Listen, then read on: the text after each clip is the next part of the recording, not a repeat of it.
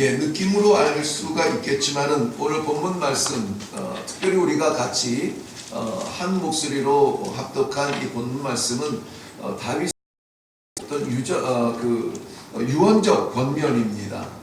그리고 29장이 되면은 역대상이 끝나고 역대하는 솔로몬의 시대가 시작이 됩니다.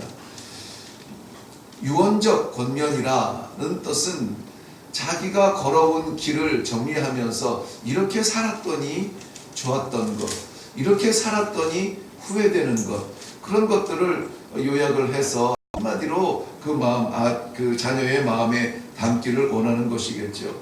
그뿐만이 아니라 자신이 걸어온 그 길에 대한 그 삶의 원리, 원칙, 그 해답을 아마 이 자녀에게 주기를 원하는 마음이 아마 이 유언일 것입니다.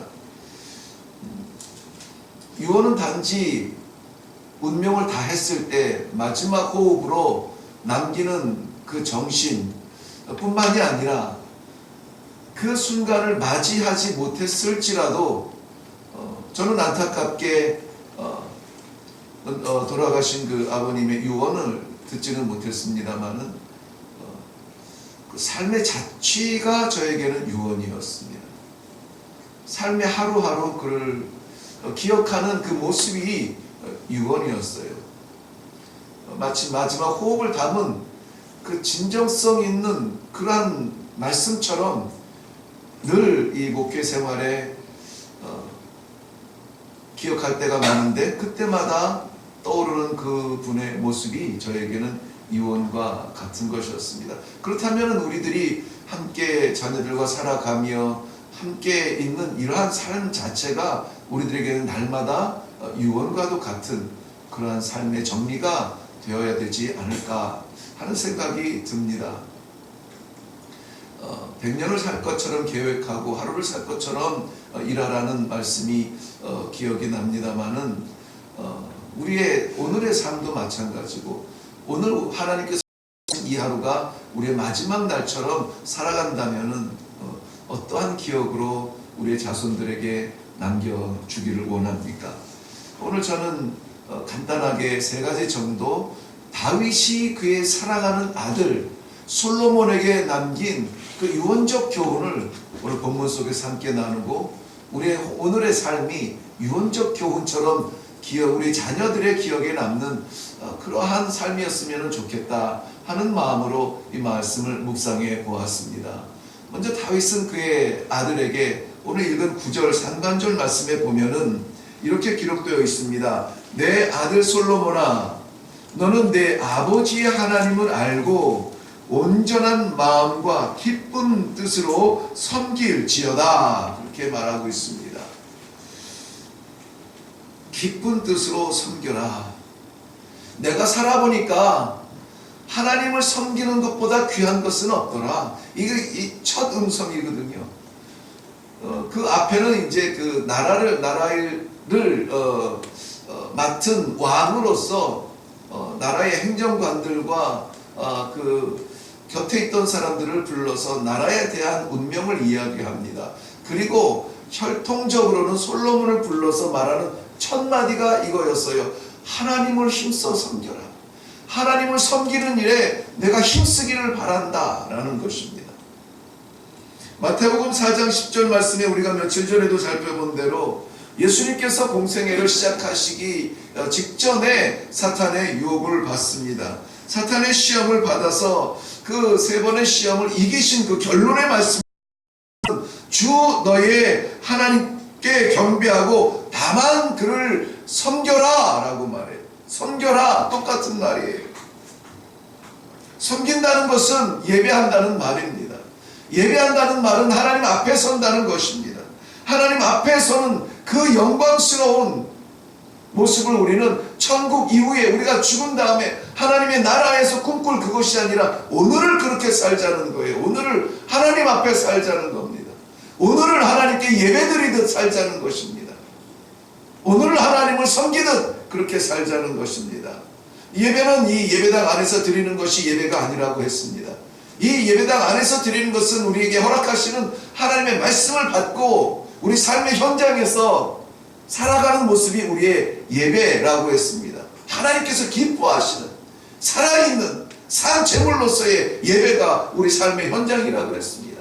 우리 가정이 예배당이고, 우리 학교가 예배당이고, 우리 직장이 예배당이고, 우리의 시장이 예배당이고, 우리가 나누는 말이 찬송이고, 우리가 하는 말이 기도고, 그 예배를 드려야 한다는 것입니다.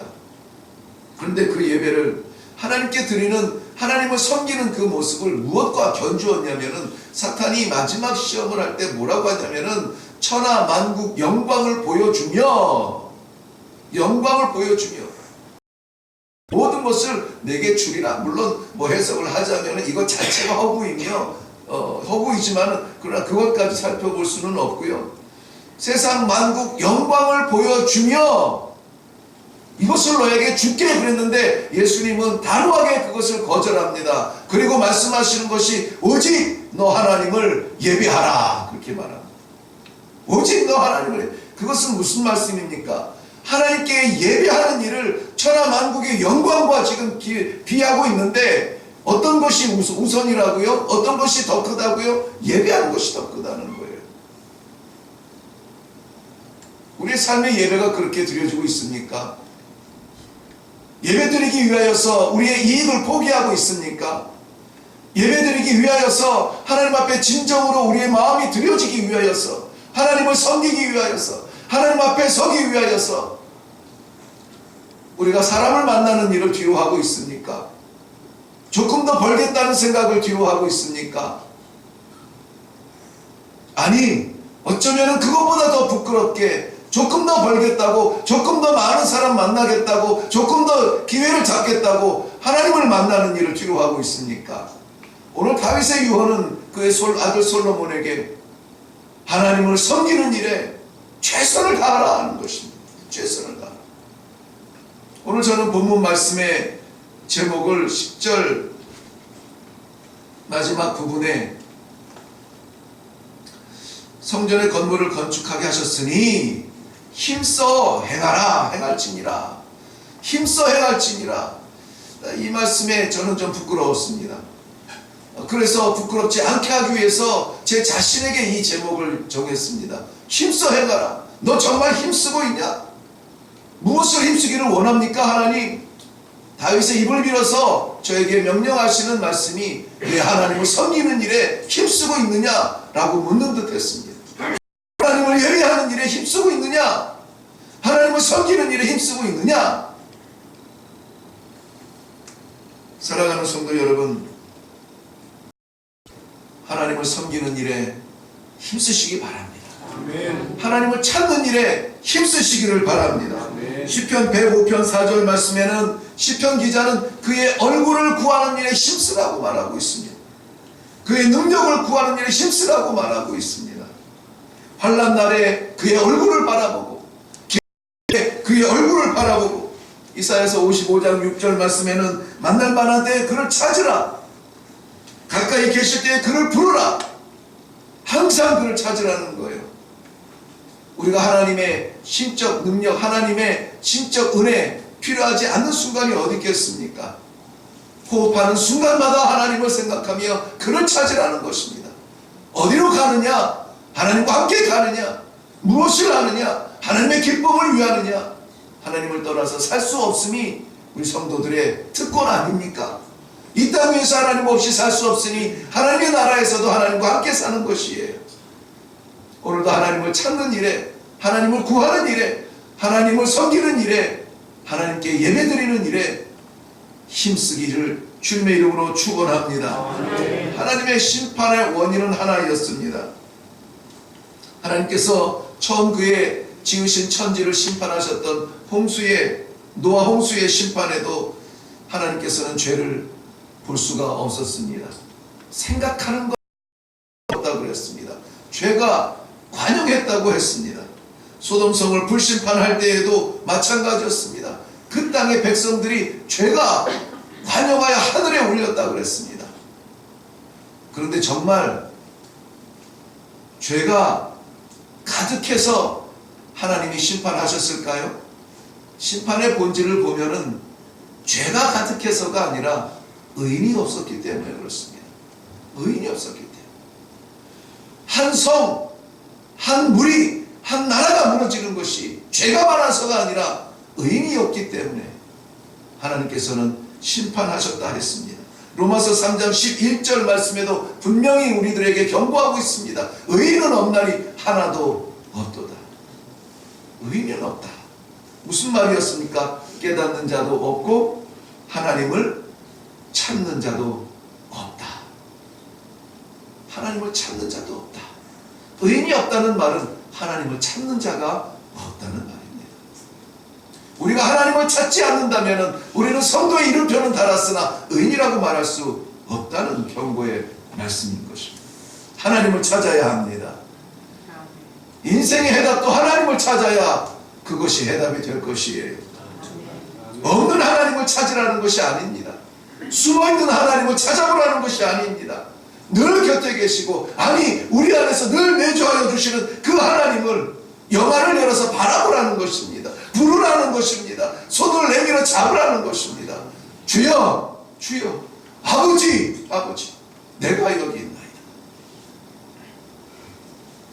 아모스 5장 4절 말씀에도 너희는 나를 찾으라. 그러면 그 다음이 뭐겠습니까? 만날 정도가 아니에요. 아모스 선지자는 이렇게 말하고 있습니다.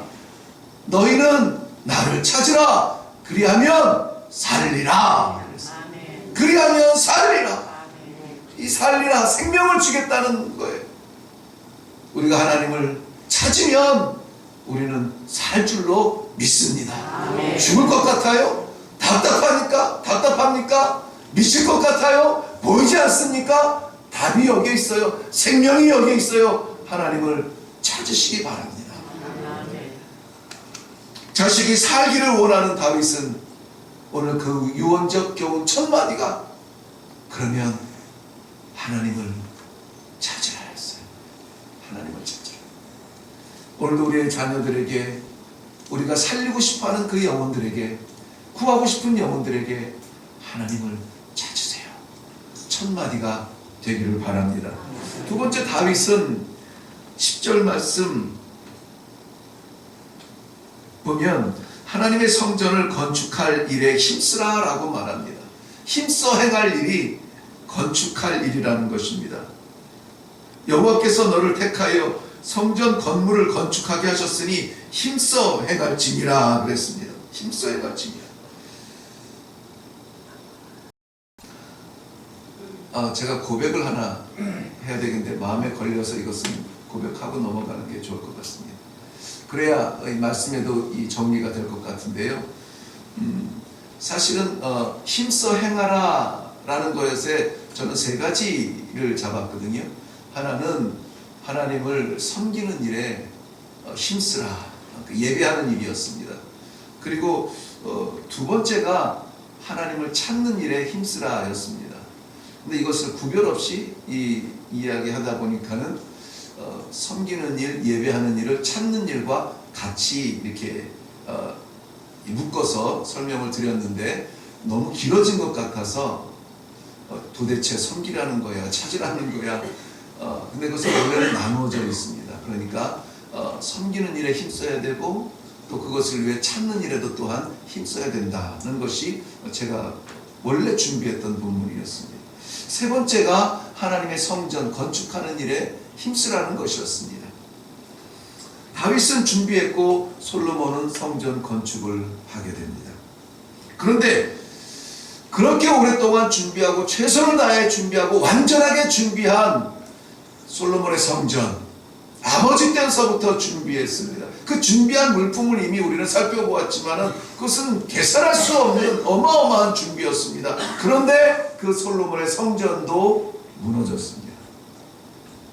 유대인들, 그 히브리 민족의 가슴속에 영원할 것 같은 그 솔로몬의 성전도 무너졌습니다. 나중에 자기의 힘을 과시하기 위해서 내가 이 정도야, 내가 너희를 이만큼 생각해, 내 능력이 이 정도 돼, 헤롯도 자기의 성전을 세웠으나 그 성전도 무너졌습니다. 아니 지금은 오히려 그 성전이 이슬람의 사원이 되어서 금빛 찬란한 천정을 비추고 있게 됐습니다. 예수님의 말씀처럼 우리가 아무리 최선을 다해서 지은다 할지라도 건물로 지어진 그 성전은 벽돌 위에 돌 하나 남지 않을 만큼 무너질 수밖에 없는 땅 위의 것이라면 우리에게 그것을 지으라고 그것을 짓기 위하여서 힘쓰라는 말씀은 아닙니다. 오히려 우리 자신을 하나님의 여기 살아계시는 하나님의 성전이라 말씀하시고 이 내주하여 주시는 성전, 우리의 삶을, 우리의 하루를 똑바로 세우고 건축하기를 하나님께서는 오늘 명령하고 계시는 것입니다. 베드로전서 2장 5절 말씀에는 우리를 향하여서 이렇게 말씀하고 있어요. 너희는 신령한 집이니 신령한 집을 세워져 가라라고 명령하고 있습니다. 사랑하는 성도 여러분, 오늘 하루를 사는 것은 하나님의 성전을 건축하는 일입니다. 부실공사해서는 안 됩니다. 대충 지어서는 안 됩니다. 그저 그렇게 지어서도 안 됩니다. 내가 살 집도 그렇게 짓지 않습니다. 우리의 자녀들이 살 집이라면 더욱 그렇게 짓지 않습니다. 하나님이 내주하여 주시는 성전이라면 우리의 삶은 어떻게 건축해야 할까요? 하나님께서 기대하시는 우리의 성전은 어떻게 세워져 가야 되겠습니까? 뿐만이 아니라 하나님께서는 이 성전을 증축하고 확장하듯이 오늘도 세워져 갈 그 성전들을 우리들에게 보여주고 계시는 것입니다. 하나님께서 작정하신 그 아름다운 성전들이 마치 학고방처럼 냄새나고 쓰레기 채워져 가는 그러한 회칠한 무덤처럼 살아가고 있다면 우리는 그곳을 지나가겠습니까? 흔들어 깨워서 아닙니다. 당신은 그렇게 살아서 될 사람이 아니에요. 당신은 하나님의 아름다우신 성전 아닙니까? 아름다운 성전을 세워가듯 우리가 합력하여서 오늘도 하나님의 성전을 멋있고 깨끗하고 아름답게 세워져가는 하늘의 건축자들이 다 되시기를 주님의 이름으로 축원합니다. 기도하겠습니다. 힘써 행하라. 오늘도 이 자리에서 우리가 저물을 나서면은 살아가야 될 삶의 현장, 애쓰고 수고하고 노력하고 땀 흘리며 자존심을 포기하기까지 일해야 되는 삶의 현장이 기다리고 있습니다. 그러나 하나님께서 오늘 말씀을 통하여서 우리가 정명 힘쓰고 애써야 될 일이 무엇인지 말씀을 통해서 먼저 깨닫게 하여 주시니 감사합니다. 하나님 아버지를 예배하는 삶이 되게 하여 주시옵소서. 어느 자리에 있든지 하나님을 찾는데 앞장서게 하여 주시옵소서. 우선적으로 하나님을 만나는 사람들이 되게 하여 주시옵소서. 하나님의 성전을 세워져 가는데 힘쓰고 애쓰며 저희들의 정성을 다하는 복된 인생이 되게 하여 주옵소서. 가정에 하나님의 나라가 세워지게 하여 주시옵시고 우리의 삶의 현장들이 하나님의 나라가 되게 하여 주시옵시고 하나님께서 맡기신 제단마다 하나님께서 살아계신 성전이 되게 하여 주시옵소서. 오늘도 하나님께서 저희들에게 모든 에너지를 다 쏟아 이 하루가 지났을 때는 여력이 없을 만큼 최선을 다하여 충성하는 하나님의 종으로서 이 맡겨진 책임들 다 감당하여서 잘했다 착하고 충성된 나의 종아 인정받는 하나님의 모든 백성들 되게 하여 주시옵소서. 감사드렸고 예수님의 이름으로 기도하옵나이다. 아멘. 이 시간에 우리 기도할 때에 말씀을 통해서 우리에게 하나님께서 유언적 교훈을 주시듯 하신 말씀 힘써 행하라. 하나님을 섬기고 하나님께 예배하는 일에 우리가 힘써야 되겠다는 것이고 하나님을 찾는 일에 힘써야 되겠습니다. 하나님의 성전을 세워가는 일에 힘써야 되겠습니다. 그 무엇 하나 게을르지 아니하도록 하나님 우리를 붙들어 주시옵시고 우리에게 능력을 부어 주시어서 완수하기까지 하나님 동행하여 주시옵소서. 성령 하나님 아버지의 도우심을 기대하며 이 시간에 우리 주님 한번 외치고 기도하겠습니다.